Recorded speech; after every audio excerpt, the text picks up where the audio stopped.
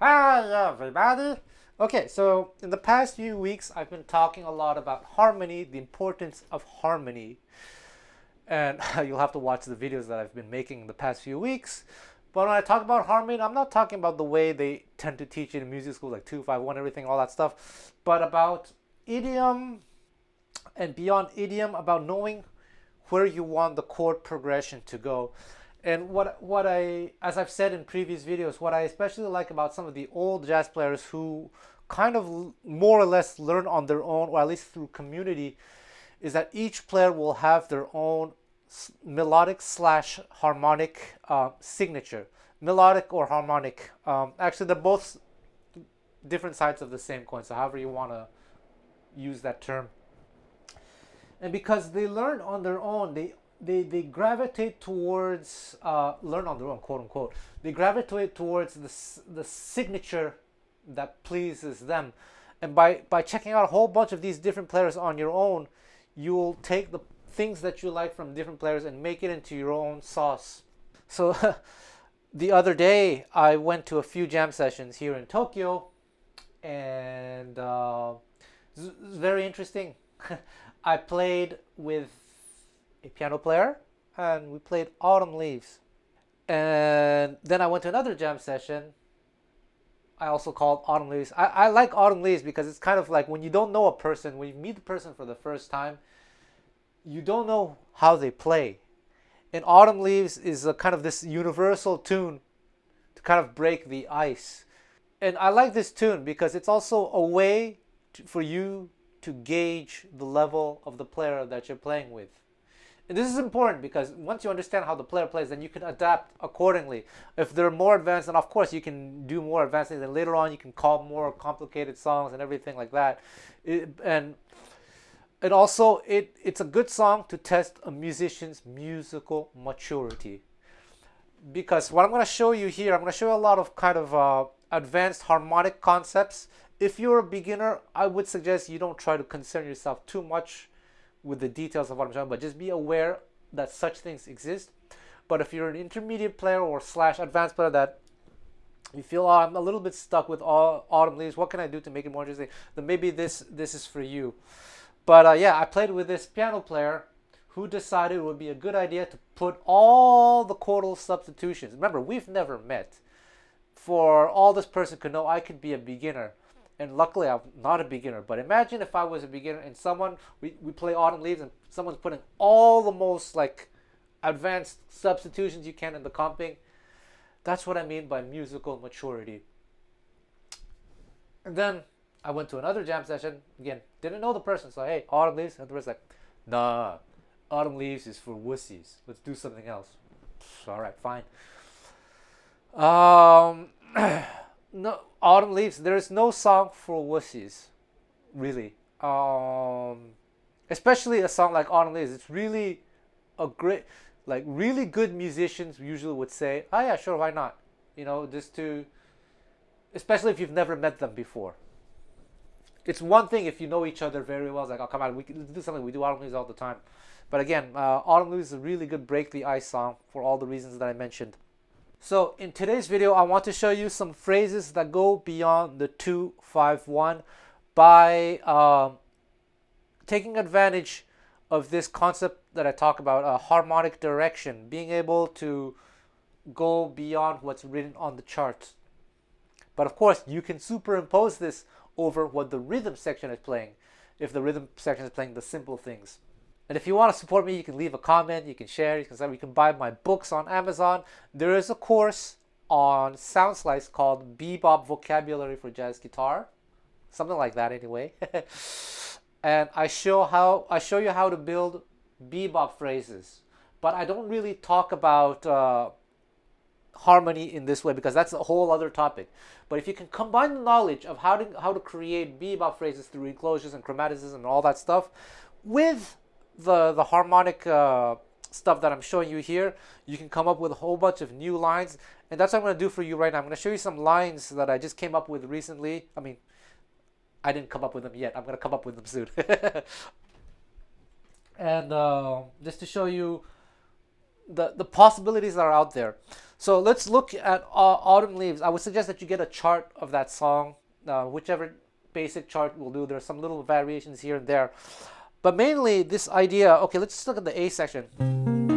C minor to F7 to B flat to E flat to A minor 7 5 to D7 to G minor.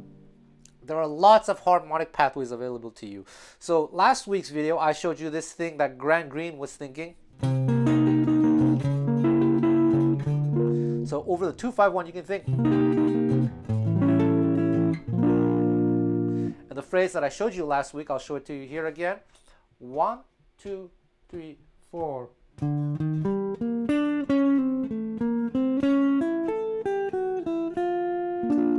So that's a phrase that you can try to use somewhere in your improvisation. If you're a beginner or an intermediate player, just play the phrase as it is. And if you get more advanced, you can try to manipulate things. I guess here, if I'm thinking of a scale, I'm really thinking about the chord, but it's maybe the A harmonic minor, so you can experiment. And you can also, when you do this, you can have the flat 9, but it's not really from a scale. I'm not thinking altered or octatonic. I'm just thinking, because this is a very typical ornament. It's really harmonic minor that I'm thinking.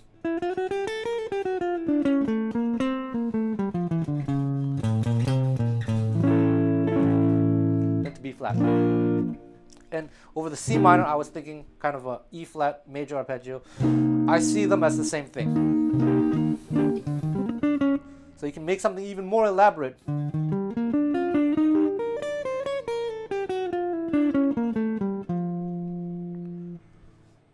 That won't fit over 2 bars of C minor F7, but just to show you how you can really stretch things out. So when you're, the pianist that I was playing with, every time there was a B flat chord, they were playing some kind of fancy, they were not playing B flat major. They were either doing this, they were doing maybe this. To get to the E flat, which in the rules of harmonic direction is something you can do. It's something that a soloist should be doing rather than the comping player, especially if you don't know the player. But yeah, that was really, really bad. That person was obviously very knowledgeable about music, about harmony, but had no sense of musicianship. Here's another phrase. We're going to think now C minor to the same A7, but this time we're going to think this A7. Octatonic, which is something I personally rarely use, but here's a phrase you can do.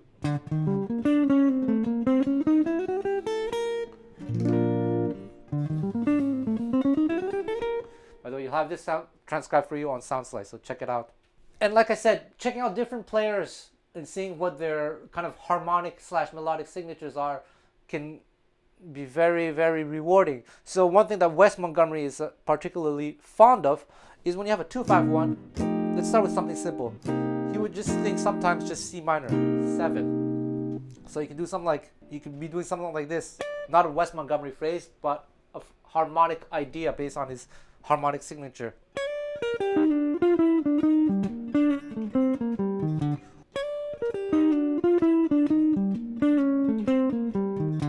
here we resolve on the B flat. Just thinking E flat minor, E flat major 7, which is C minor.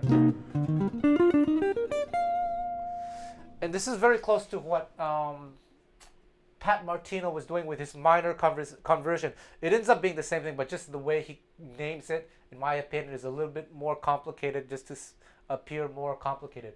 One day I will share my stories about Pat Martino. Bless his soul and may he rest in peace. But there are some certain things about his persona that I could share with you guys. I will not share right now. It's not the moment yet. But you, of course, you can make it complicated, use complicated words. Doesn't matter. It's the effect that matters itself. So once you understand over a C minor or F7, you can think E flat major. Then go to B flat. That's cool. But another thing that Wes was fond of, he realized the idea of the tritone substitute, which probably most intermediate jazz players probably know. If you don't know, this is not the lesson for that.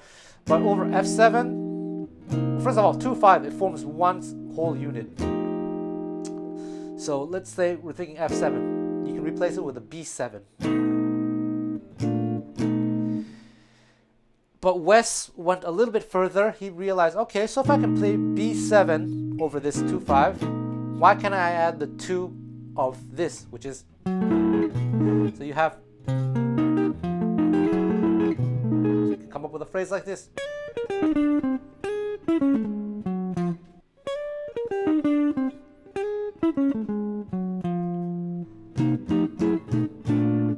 So another harmonic signature available to you right there. Here's something I learned from Oscar Peterson from one of his recordings of what is this thing called Love that he did when he was fairly young, and it's a pattern he used a lot, so he didn't do it on accident. The first time I heard it, I thought, oh, did he meant to play that? But he did it so much that it's deliberate. I'm not Oscar Peterson, so I can't exactly say what he was thinking, but I have an idea. So we're going to do it in the key of, well, in G minor, since we're playing over Autumn Leaves. So over this chord, I think this chord,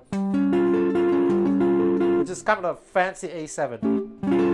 And Oscar Peterson will often just do.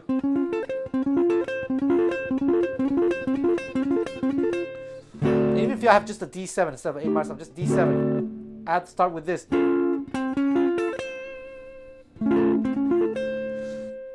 So you superimpose this. So here's the phrase. 1, 2, 3, 4. So I'm not going to resolve it here. You can resolve however if it goes to minor, if it goes to major.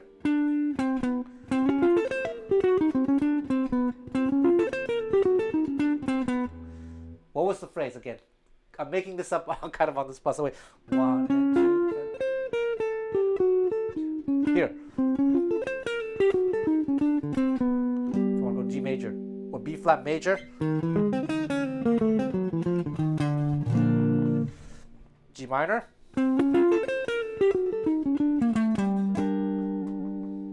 okay. In my solo that you heard at the beginning, kind of in the B section, I just kind of started shredding and adding all sorts of different harmonic possibilities. I don't exactly remember what I did, and it wasn't exactly 100% clean, but whatever, you know, we're human. It's the real me. I should one day also share stories about Instagram guitar players, how a lot of things are done. A lot of them, they're really, really great players, but you would be surprised how many like famous Instagrammers, like the young kids nowadays, are tweaking things to make themselves look even better than they really are, even though they're already really, really good. But anyway, I decided, you know, it wasn't a perfect solo, but at least it's raw. It's just me. It's something I learned from Dan Wilson last year when I worked with him. He would constantly like say, "Oh, I made some mistakes, but you know, I'm human, so whatever." And me, I've, as you guys know, well, some of you, if you don't know me, but I've transcribed tons and tons and tons of jazz solos by famous players. Transcribing, not necessarily writing down, but at least listening and chat. You'd be surprised how many like quote unquote questionable notes are being played. So that's another video for another time. Like, don't stress out trying to be like 100% perfect. It's the intention, the feeling that matters most. Of course, you don't want to make too many mistakes, but like Don't shoot yourself for not being 1000% like perfect like a computer. Okay. Here's another one using the same concept. Let's say we're going to G minor, but instead of thinking A minor 7 flat to D7, we can think A7 to D7. Here's a nice phrase. 1, 2, 3, and 4. You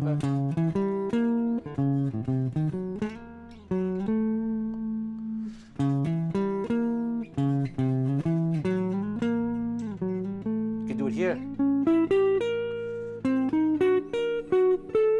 Whatever fingering you want. So lots of things like this. And then you can play around with like different harmonic possibilities. So you can be playing Autumn Leaves, you can play as a soloist. You can apply these changes. And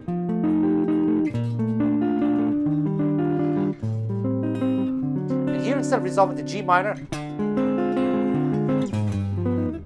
resolve to this chord, which leads you to this C minor.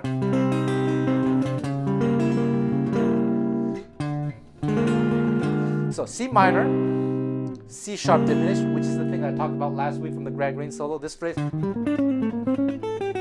So, and then instead of B flat major, B flat dominant. So if you have B flat dominant, you can think F minor, B flat 7, E flat, A7, D7, G minor. Lots of different harmonic pathways available to you to make your, if you wanted to make your improvisation a little bit spicier. Actually, you know, this thing at the end that some charts say, like some charts say G minor at the end, you know, so some charts say just G minor, but some charts say G minor, C7, F minor, B flat, E flat, or some charts will say G minor, G flat minor, F minor, E7, some kind of variation of that. This is all an example of harmonic direction. To simplify things, even if the rhythm section is doing all those complicated chords, you can just stay on G minor. So you can reverse engineer this concept as well, as long as you understand where it's going. It's basically just going from G minor back to D7 somehow. You can add fancy chords,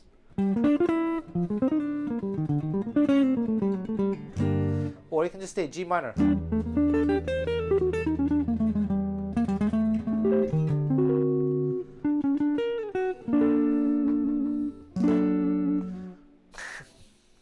So check out some of these phrases. So kind of the purpose of this video, well, to show you a few cool phrases that go beyond the typical 2-5 that you can superimpose over a 2-5, but also to get your ears to be, or at least to be aware that such things exist in jazz improvisation. If you're listening to music from the 30s and 40s, they are less harmonically adventurous. There's still certain things that they do, but it's starting around the, I guess, maybe late 50s and 60s and onward to today's jazz that they start really going wild with all these crazy substitutes. So one thing you can do is, if you're kind of like a beginner and you don't really want to be too adventurous just yet harmonically, I would suggest checking out recordings more from the 40s. Dizzy Gillespie, Charlie Parker, Oscar Peterson when he was young, all these players. And then if you're trying to be a little bit more intricate, then you start checking out some of the players who were playing standards in the 60s and onwards to hear all these complicated things. And if you want to support me, man, please check out my book on Amazon. Type my name, Dennis Chang, Fretboard Visualization. Or you can check out some courses on Sound Slice or on my DC Music School. Anything helps. You know, the whole online thing is mainly my only source of income, and your support allows me to continue on. The more YouTube videos I make, the more quote-unquote successful I can be, and anything really helps. It's tough times for being a musician, especially if you live in Japan. Thank you so much.